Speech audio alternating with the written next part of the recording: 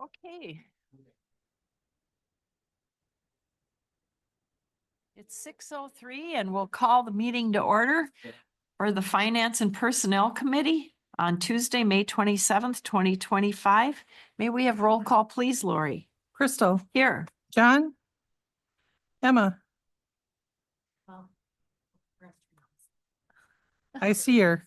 Here, definitely. Todd Kirking Here. and Todd Spaeth. Okay. Item number 2 is first call for our first period for public comment. If there's anyone in the audience or online who'd like to make a comment, please do so at this time. Not. Yeah.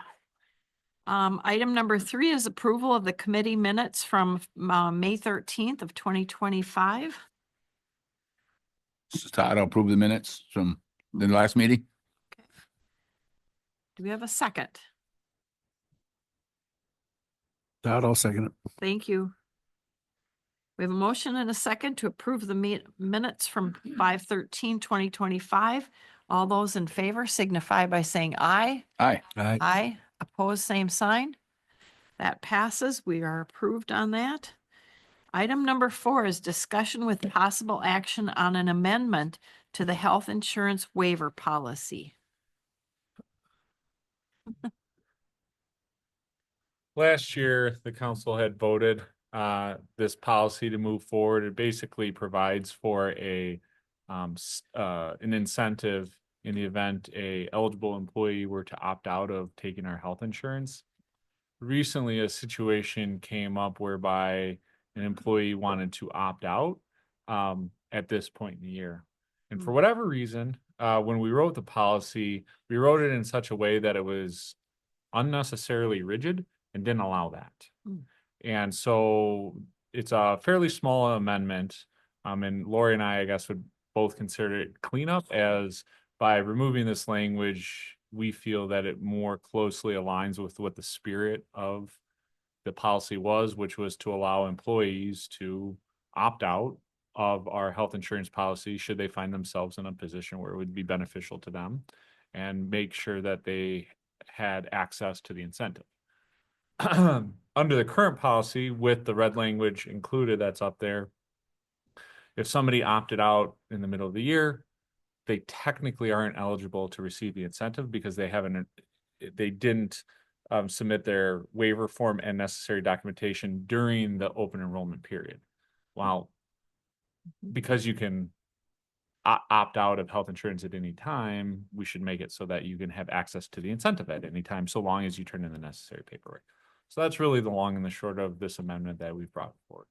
Would you just prorate the amount that would be given Yep. then? Yep. So you can see up there, we both say how much it is per year, but also how much per pay period. Oh, yeah. I So see we it. would Yep, they would, Okay, yep. whenever they had their information in, they would just start receiving their stipend at the next pay period. And I know sometimes they'll put language in there that if someone's situation changes, and I know there's specific language, that they have the option of doing it. Is that something we want to Yeah. include? Well, that's in there so Okay. ask your question again. I No, if somebody's health insurance situation changes throughout the year, then they would become eligible for this program. So I think what you're asking is if somebody's situation changed such that it was a eligible reason. Yep. What do they call There it? you go. That's a word. There's It's a an phrase. open enrollment opportunity is Yeah. basically what it is. And so I think we got hung up on that when we were writing this. Mhm.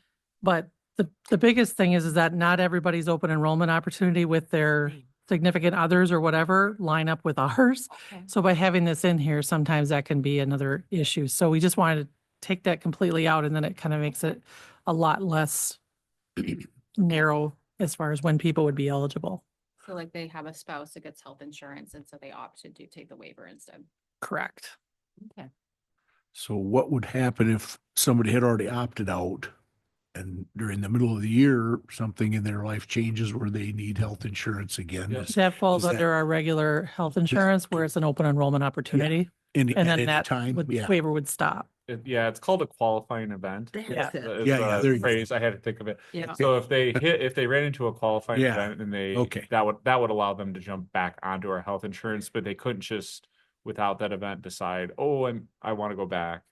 Then they would need to wait for open enrollment, right? Mhm. Okay, that's what I was getting at. I just couldn't think of the word. Thank you. Are you asking to change it so that you just remove the during the open enrollment period or just to adopt like during a qualifying event? So a qualifying event has nothing to do with the change that we're Okay. making here. A qualifying event simply indicates when you can come onto insurance when it's not open enrollment. That's what a qualifying Right. event does for you. Under health insurance in general, you can opt into health insurance, but then you can decide, you know what, I'm going to opt out, and you can do that at any time, right? You don't have to wait for a qualifying event to opt out of health insurance. And so what this essentially does is it gives you the ability to opt out of health insurance, which you already have, but also to be eligible for the incentive. Okay. Thank you for explaining. Well, I am ready to make a motion. So this is Okay. Emma, and I make a motion that we make a change to the City of Viroqua Health Insurance waiver policy to remove the qualifier for the health insurance waiver, that they can only adopt or receive the health insurance waiver during the open enrollment and make it open-ended.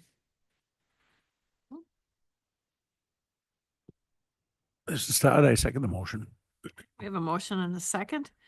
And we can just do a regular, all those in favor signify by saying aye. Aye. Aye. Pose same sign. Motion carries. Okay, then we move on to item number 5, which is payment of the bills. Lori. Okay, in the original bills, this time on page 2, we are paying the first quarter mobile home fees and the lottery credit. That goes out to the schools for the trailer park mobile homes.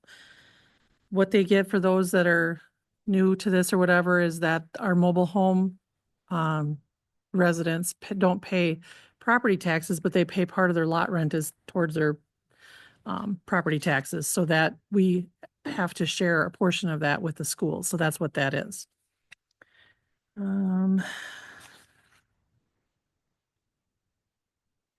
Let's see. Also, we're doing the first quarter room tax on page 4. So we did fairly well with 70% of that is the 16,131.52. So that is the first quarter that we are paying out.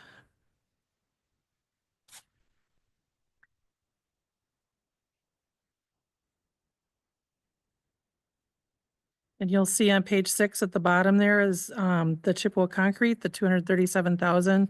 That was what was approved at last council. So you'll see that that got paid out for pay request number 4. And that's the main things to point out in the originals, unless there's more questions. I just have one.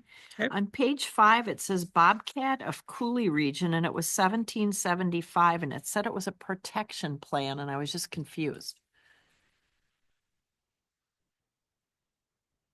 That might be a Sarah question. Thank you. So on page 5. Yep, Oh, that's page. it's Bobcat bottom. of Cooley. Yeah, it's one of our Bobcats. We had been swapping it in, but they don't do that anymore. They're not getting the trade-in value back. Like it was like COVID hit and everybody wanted everything, and then now they've got too much inventory basically. So this is just an extended warranty on our current ones, so that Mark recommended it, feeling that it was the best way to go in terms of our bang for our buck. So a lot of stuff's covered of the Bobcat that while we still own it for a longer period of time. Okay, thank you very much. Yeah.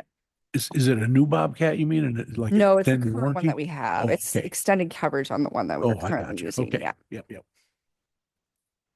Okay, thank you.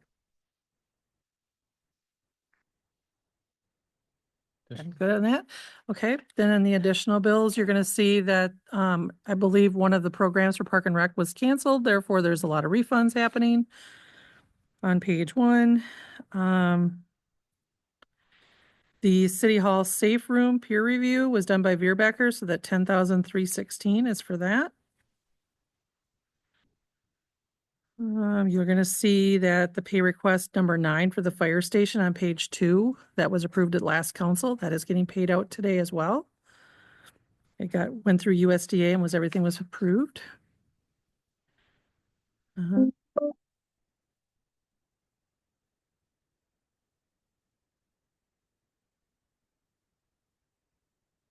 And then I don't know, Sarah, if you wanted to explain any of this or not, if there's questions on there, but there's a payment to ISG out there for the TID 6 Main Street Bike and Pedestrian Plan, and part of that is going to be reimbursed from Chippewa Concrete for $10,514.20.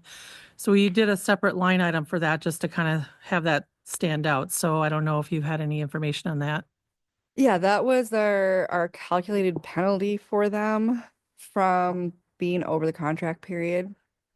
And so that was a note on there so that I guess everybody knew to plan for it. What will end up happening is that for the last pay request, which may be the next one, when we release retainage like that last one, we won't pay them that amount. It may actually be, I'm trying to get clarification on whether it has to be a round number because it's like $1,000 per day. I thought it was a maximum of $1,000 per day, but the way that the contract or the consultant was explaining it to me, that he's like, well, pick 10 or 11 days. I was like, well, so there's a clarification that might end up being 11,000 as opposed to 11 or 514, but to be continued on that one. And then there's also the Hanson Property Development for TID 7, the $34,602.75 on there as well for Veerbecker.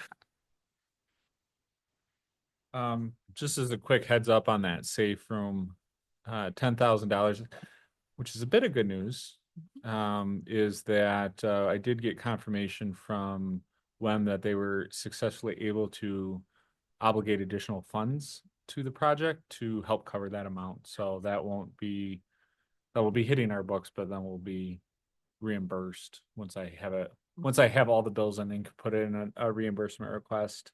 So, thank you to our friends at WEM once again for helping us out on that. So all I got. Anybody else have questions for Lori or Nate? If not, we'd be looking for a motion. This is Todd. I move to pay the bills. Todd, I'll second it. We have a motion and a second. May we have roll call, please? Emma, Aye. Todd Kirking, Aye. Todd Spaeth, All right. and Crystal. Aye. All right, we'll pass it on to the council tonight.